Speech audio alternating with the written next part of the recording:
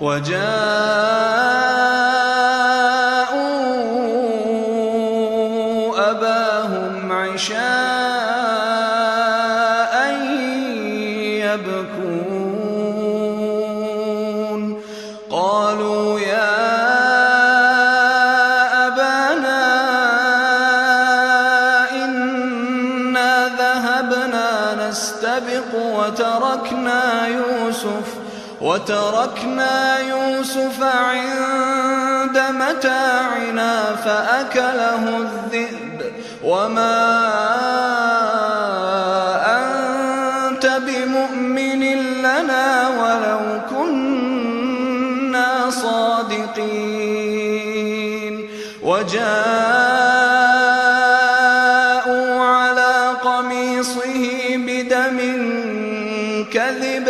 قال بل سولت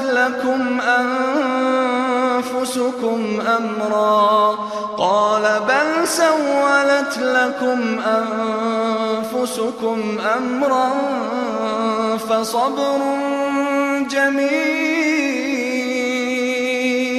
والله المستعان على ما تصفون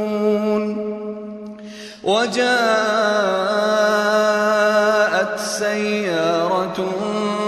فأرسلوا واردهم فأدلى دلوه قال يا بشرى هذا غلام وأسروه بضاعة والله عليم بما يعملون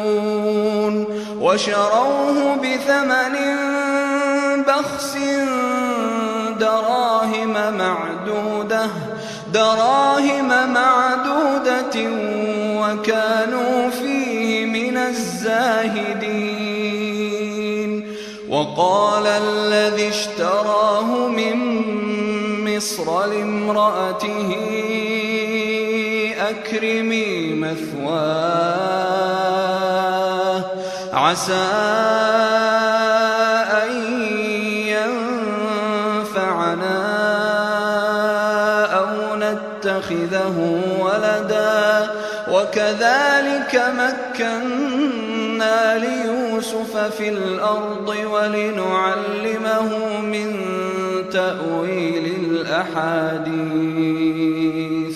والله غالب على أمره ولكن أكثر الناس لا يعلمون